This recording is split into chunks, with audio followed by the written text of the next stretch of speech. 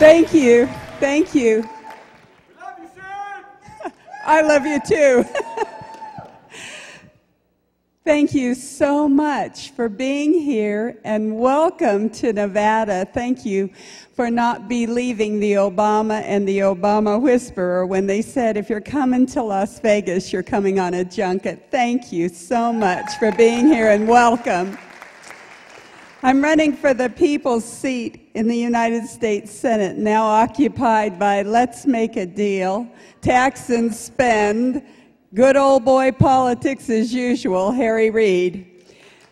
We have an opportunity here in Nevada, and I want to tell you about the flyleaf of a book that I received from Dick Morris, and it said, Sharon, the fate of the nation rides on you.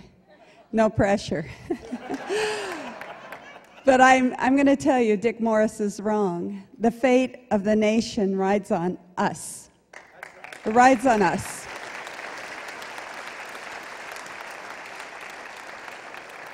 And I'm going to tell you that we here in Nevada have taken the challenge. We have a dream, and we believe.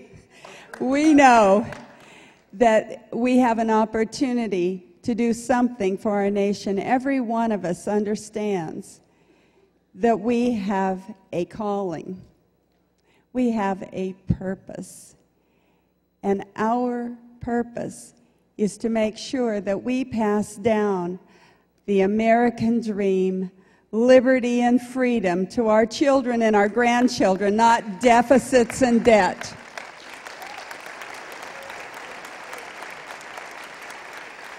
We also know that we can't do it by ourselves. Harry Reid says he needs $25 million. I say I need 1 million people with $25 to go to SharronAngle.com. And because I've said that so many times and so often, and any time I get an opportunity, I say it again, people have been responding. I get the sweetest notes from around the nation. Sharon, our prayers are with you. Here's my $25, and here's $25 from my wife. And I have 2 kids. I'm going to enclose $25 from them, too. They can't vote, but they need a nation that, once again, is one nation under God, not one nation under the government.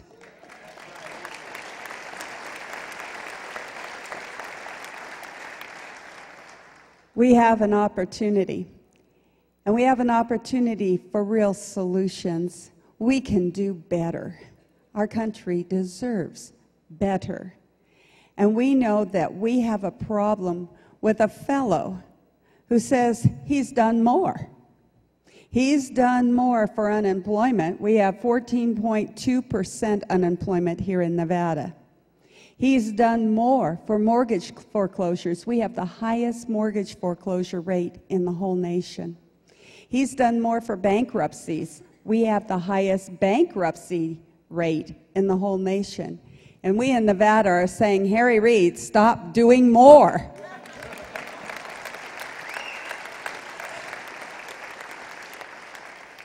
We can do better.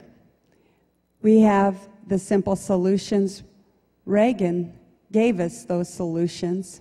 He knew that Keynesian economics that came in the 1930s didn't work then, it didn't work for Jimmy Carter, and it doesn't work now. He also knew what John F. Kennedy knew, that if you want more tax revenue, just reduce marginal tax rates. That's why I took the pledge yesterday, day before yesterday, I signed the pledge to permanently repeal the death tax.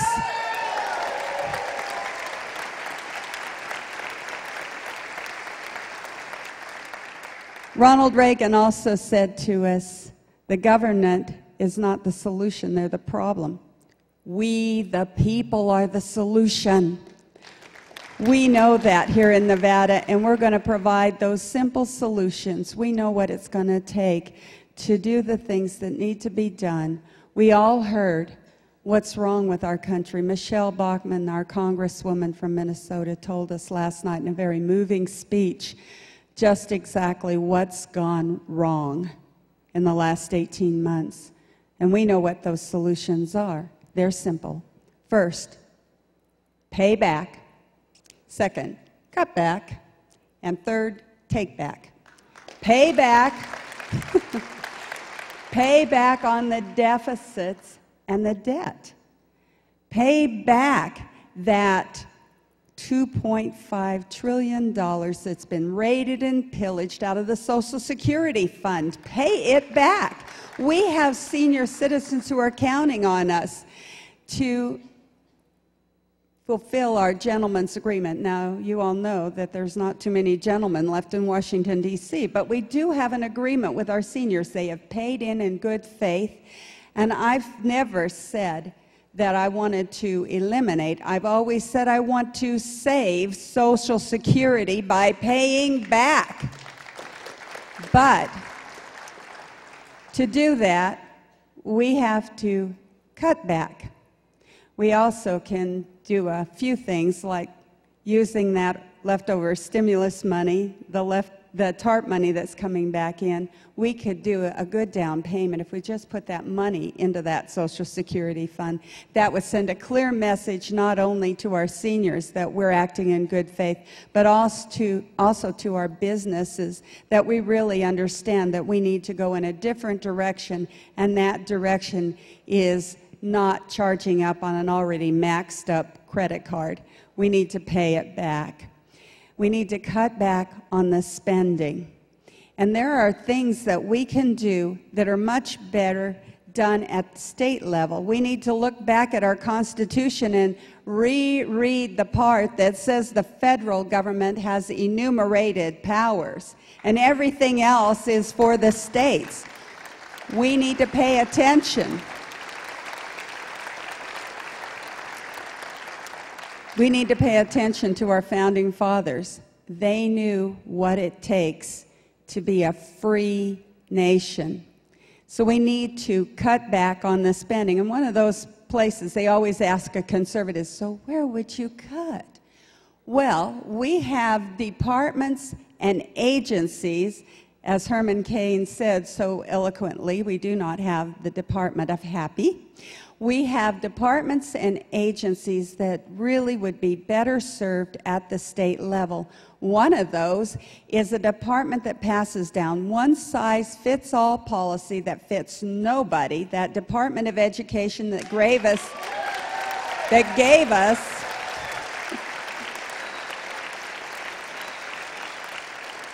us No Child Left Behind.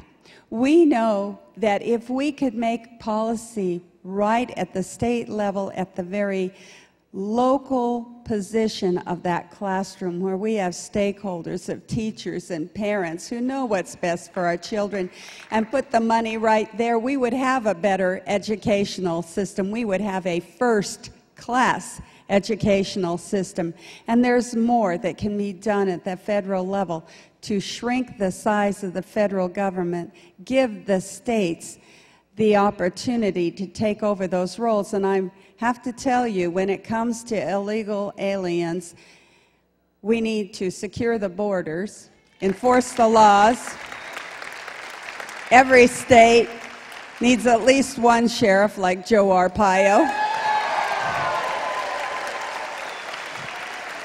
And go, Arizona, go. Arizona has taken their 10th Amendment right to take care of their borders and to protect their citizens. It's better done at the state level, especially when the federal government fails. So we're waiting anxiously to help Arizona get their 10th Amendment rights back. Finally, we need to take back our economy, and there's a few things that we can do there. We need to look at what caused the problems in the first place and go right there instead of finance reform, and I hate to call it reform because it's become code word for takeover. When they said healthcare takeover, we got Obamacare, and that's just taking over our lives right from the very relationship that we have with our doctors. Now they're saying they want to do something about our finances. Oh my goodness, another takeover. Let's talk about what real restructuring looks like. First of all, let's have a true audit of the Fed. Find out what's working, what's not. Secondly, let's liquidate a system in which we have involved ourselves in the housing market and liquidate phony May and Fraudy Mac. Let's look at those agencies. They're corrupt from top to bottom. Let's do something about taking back our economy by dealing with these kinds of agencies. Finally, let's remember that we have the right contract with America. That's our Constitution and our Bill of Rights. We have the right message for America, that payback, cutback, take back of lower taxes, less government regulation, more individual freedom, and stop the spending. And finally, we have the right angle to defeat Harry Reid. Thank you so much for being here. Thank you for coming to our state. And thank you so much for your support.